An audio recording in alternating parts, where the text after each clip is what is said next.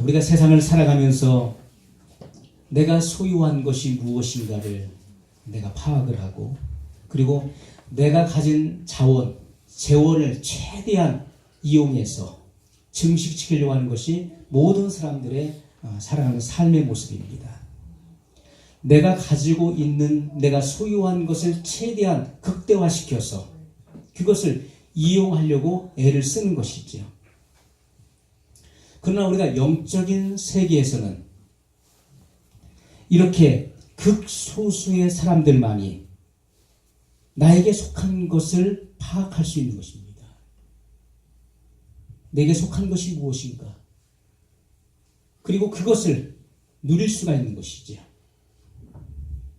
여러분, 우리가 하나님의 나라의 일에 관한 것에 대해서는 스스로 지혜 있다는 자는 하나님께서는 이 모든 것을 감춰 놓으셨습니다. 그러나 어린아이같이 자기를 낮추는 그에게는 주님이 천국의 비밀을 개방하신 것입니다. 그래서 우리는 어린아이같이 겸손하고 그리고 순수하고 순전해야 되는 것입니다. 나는 아무것도 모릅니다. 그러니 말씀해 주옵소서. 이런 어린아이 같은 자세를 가질 때, 태도를 취할 때 주님은 이 영적인 비밀을 공개해 주시고 우리에게 깨닫게 해 주시는 것입니다.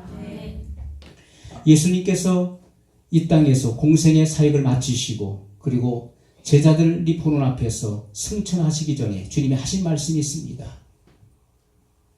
믿는 자들에게는 이런 표적이 따르리니 너희가 내 이름으로 귀신을 쫓아낼 것이다. 여러분, 첫 번째 나오는 말씀이 그것입니다. 마가복음 16장에 나오는 말씀이죠. 너희가 내 이름으로 귀신을 쫓아낼 것이다. 여러분, 예수님의 공생애 속에서 예수님의 사역의 대부분, 많은 부분들이 보이지 않는 영적인 어둠의 주관자들과의 싸움이었던 것을 우리는 성경을 통해서 알 수가 있습니다. 사람들은 귀신의 존재를 부정하는 사람들이 많습니다. 귀신이 어디 있어? 요즘 같은 세상에 귀신이 어디 있어? 귀신의 존재를 부정하는 사람이 있습니다. 그리고 문명이 이렇게 발달했는데 요즘은 밤도 낮과 같잖아요. 대낮같이 밝습니다. 이런 문명이 발달한 사회 속에서 귀신의 존재가 어딨냐? 귀신들은 자연스럽게 없어졌다. 또는 존재할지라도, 귀신이 존재할지라도 개발되지 않은 곳이나 지역이나 또는 산골에나 존재하는 것이지 이런 곳에는 귀신이 없다라고 생각하는 사람들이 있습니다. 그러나 성경을 보면은 귀신의 존재를 성경 수많은 곳에서 수백 구절이나 귀신의 존재를 밝혀주고 있습니다. 여러분, 귀신의 존재를 부정한다는 것은 성경을 부정하는 것입니다. 귀신의 습성에 대해서 말씀하고 있고요. 그들이 끼치는 영향력이 무엇인지를 말씀하고 있습니다. 그리고 사람을 지배하고 있는 그 힘에 대해서도 성경은 분명히 말씀을 하고 있습니다. 에베소 6장 10절로 13절에 보게 되면은 사도 바울이 에베소에 있는 성도들에게 편지를 보낼 때 그 서신 속에 이런 내용이 들어 있습니다. 우리의 씨름은, 우리의 씨름이 무엇이냐? 싸움을 의미하는 것입니다. 자, 우리의 그 싸움은 마치 씨름과 같다는 거예요. 저도 운동을 했습니다. 그런데 운동 중에서 가장 우리가 그 대련을 하잖아요. 그러면 어느 정도의 간격을 두고서 겨루기를 합니다. 그런데 씨름은 어떻습니까? 처음부터 몸과 몸을 맞대고 가장 가까이 밀착되어서 싸움을 하는 것입니다. 성경은 우리에게 말씀하시길 우리의 씨름은 이렇게 말씀하고 있어요. 여러분, 보이지 않는, 우리의 눈에 보이지 않는 영적인 존재가 있다는 것입니다. 그들과 우리는 씨름을 하는 것입니다. 자, 에베소 교회에게 편지하기를 너희의 싸움이 무엇인가를 내가 보여주겠다. 우리의 씨름은 혈과 육을 상대하는 것이 아니요 통치자들과 권세들과 이 어둠의 세상의 주관자들과 하늘에 있는 악의 영들을 상대하는 것이라. 이렇게 말씀을 하고 있습니다. 여러분, 물질 세계 배후에는 뭐가 있습니까?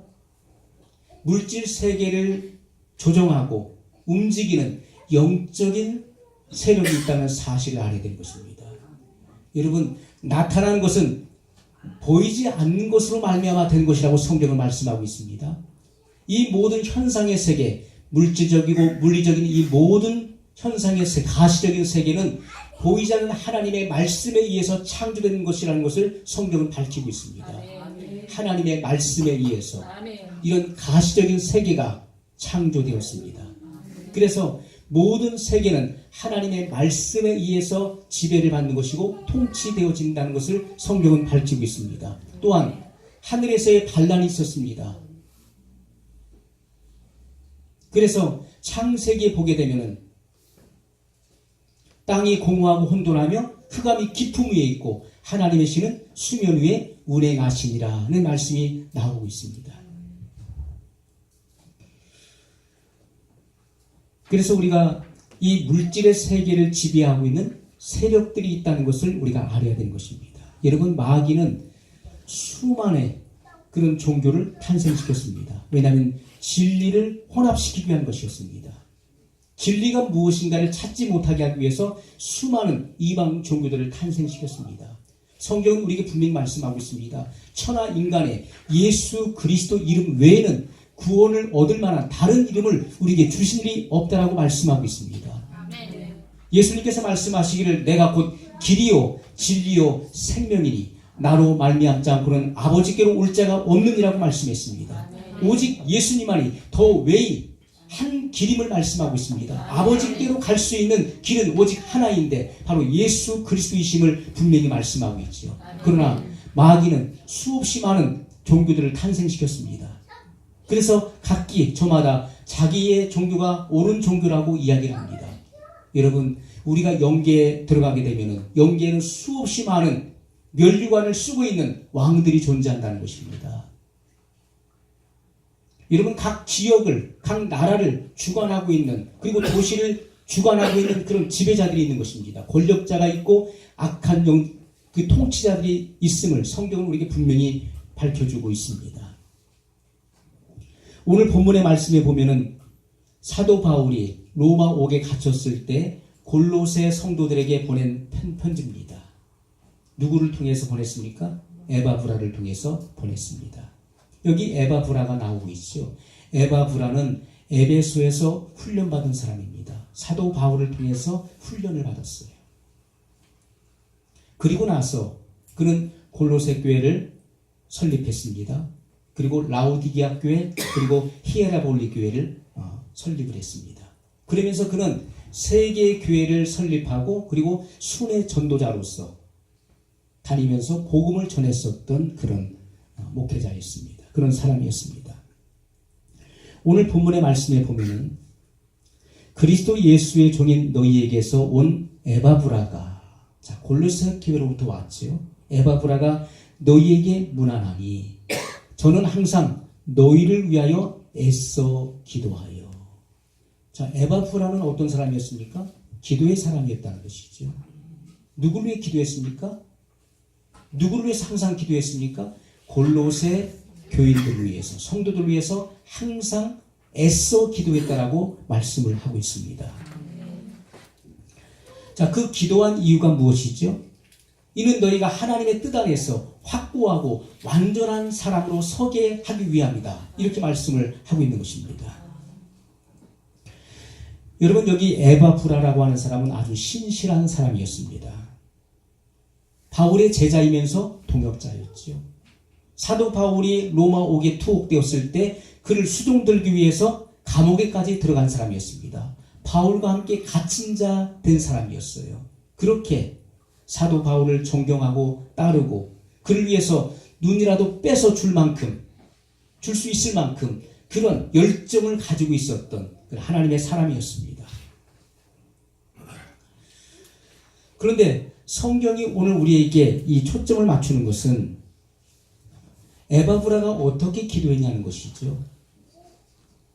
에바브라는 그냥 성도들을 생각하면서 가볍게 기도한 사람이 아니었다는 것입니다. 오늘 본문에 보니까 애써 기도했다라고 말씀하고 있어요. 애써 기도했다. 우리 영어 성경에 보면 스트라이브라고 나와 있어요. 스트라이브. 뭐죠? 애쓴다. 그리고 분투한다. 투쟁한다. 싸운다. 씨름한다는 그런 뜻을 가지고 있는 단어입니다. 스트라이브. 여기 에바브라는 그냥 가볍게 기도하지 않았습니다. 대충 기도하지 않았어요. 그는 성도들 한 영혼 한 영혼을 위해서 기도하는데 그는 투쟁하듯이 싸우는 기도, 전투적인 기도를 했다라고 말씀을 하고 있습니다. 싸우는 투쟁하는 기도를 하나님 앞에 드렸어요. 하나님 앞에 그런 기도를 드렸을 뿐만 아니라 그런 투쟁하는 전투를 했다는 것입니다. 자, 누구와 투쟁을 했을까요? 누구와 투쟁한 것입니까? 누구와 싸웠다는 것입니까? 여러분, 하나님 아버지신가요? 하나님은 우리에게 축복을 주시는 그런 속성을 갖고 계신 자비로우신 아버지이십니다. 우리에게 고통을 주시는 분이 아니라 우리에게 축복을 주시는, 그것이 바로 하나님의 목적이죠. 하나님의 경륜 안에 있는 하나님의 목적입니다. 사랑하는 자녀들에게 복 주시기를 원하시는 분이시죠. 여기 에바브라는 투쟁했습니다. 싸웠습니다. 누구와 싸웠습니까? 바로 눈에 보이지 않지만 실존하는 악한 영들의 세력과 투쟁했다는 것이죠. 여러분, 우리가 요한계시록에 보게 되면 하나님의 목적에 대항하고 그리고 교전하는 세력이 있음을 성경 곳곳에서, 계시록 곳곳에서 밝혀주고 있습니다. 하나님 아버지의 그 목적을 반대하고 방해하는 그런 세력들이 있음을 말씀하고 있습니다. 목회적인 노력을 하지만은, 그러나 오랜 시간 동안 말씀에 뿌리를 내리지 못하는 그런 심령들이 있습니다. 이것은 모든 교회들의 실상일 것입니다. 그들은 나름대로 기도한다고 합니다.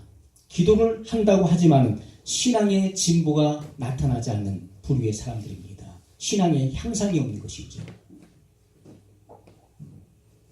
저희 셋째 아이가 예고에 다닐 때, 그때 향상음악회가 있었습니다. 그것은 1, 2학년 때는 한 학기마다, 그 한 학기마다 한 번 있는 것이고 3학년 때는 한 학기에 2번 있었습니다. 이 향상음악회에 항상 목표를 맞춰서 그렇게 피나는 연습을 한 것입니다. 날새기로 그렇게 연습을 한 거예요. 그리고 그 향상음악회가 열리면요, 긴장을 해요. 왜냐하면 선생님들이 쭉 앉아가지고 평가를 합니다. 그 평가의 내용이 성적에 반영이 되는 것이죠. 그 평가는 굉장히 중요한 것입니다. 그래서 어떤 평가를 받았느냐, 그 쪽지에다가 짤막하게 그 선생님들의 소감을 써서 줍니다. 그리고 그걸 보고서 거기에 맞게끔 또 다음 학기를 준비하는 것입니다. 향상음악회를 준비했어요.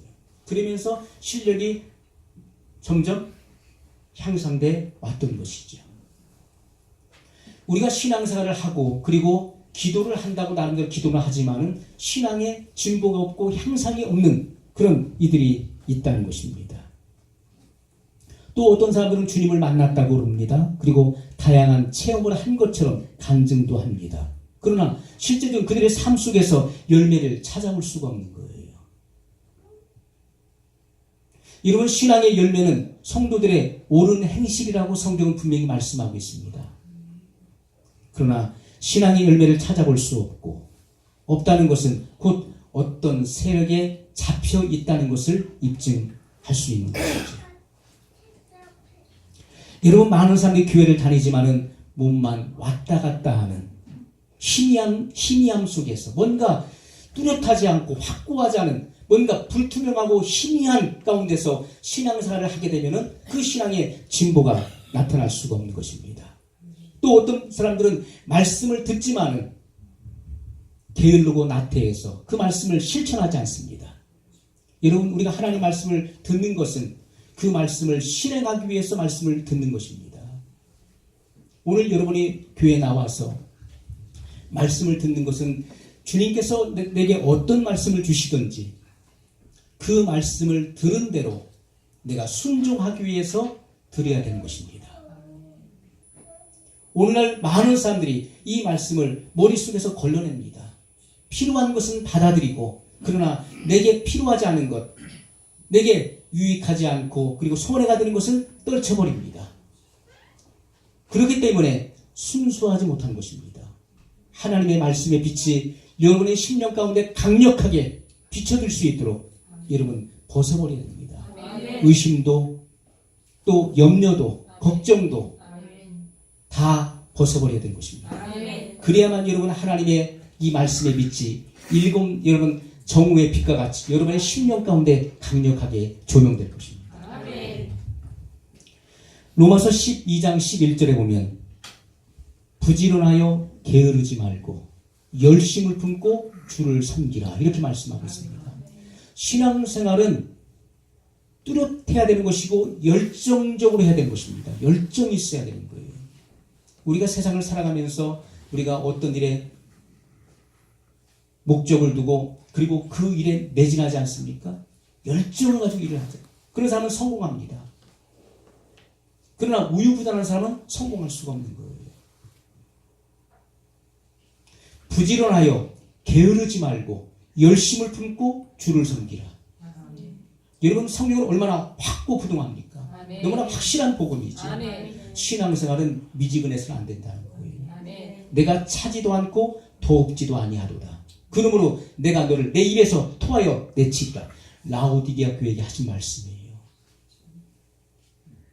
라오디게아 교회는 주님을 문 밖에 세워놨습니다. 그래서 예수님께서 말씀하시기를 내가 문 밖에 서서 두드리노니 누구든지 내 음성을 듣고 문을 열면 내가 그에게로 들어가 그로 더불어 먹고 그는 나로 더불어 먹으리라고 말씀했던 것입니다. 주님이 교회 안에 계셔야 되는데 주님이 교회의 머리이시고 주인이신데 당연히 교회 안에 계셔야 되는데 라오디게아 교회는 주님을 내쫓았습니다. 주님을 안에 들어오시지 못하도록 했습니다. 주님은 문 밖에 서서 두드리셨다는 것이죠. 오늘 우리들은 주님을 우리 밖에 세워놔서는 안 되는 것입니다. 우리 안에 모셔드려야 되는 것이죠. 하나님의 말씀을 배격해서는 안 되는 것입니다. 하나님 말씀을 순종하기 위해서 그 말씀을 내 마음에 영접해야 되는 것이죠. 그래야 그 말씀이 내 안에서 역동하는 것이고 내 마음을 움직여서 하나님의 뜻을 준행할 수 있도록 역사하시는 것입니다. 여러분 많은 일들에 대해서 무언가를 할 때마다 조건을 붙이는 이들이 있습니다. 지금 너무 바빠서요. 시간적 여유가 생기면요. 지금은 돈이 없어서요. 돈이 생기면 하겠습니다. 인정해주지 않는 것 해서 뭐합니까? 인정해주면 하겠습니다. 지금은 하고 싶은 마음이 없어서요. 그런 마음이 생기면 하겠습니다. 나중에 지금은 때가 아니라서요. 나중에 하겠습니다라고 조건을 붙이는 이들이 있습니다. 여러분 인생의 승부는 현재를 무대로 삼을 수밖에 없다는 사실을 기억하십시오. 인생의 승부는 항상 현재를 무대로 삼고 있는 것입니다. 지금 내가 어떻게 하고 있느냐가 중요한 것이죠. 나중에 다음에는 우리에게 속한 시간이 아니라는 것입니다.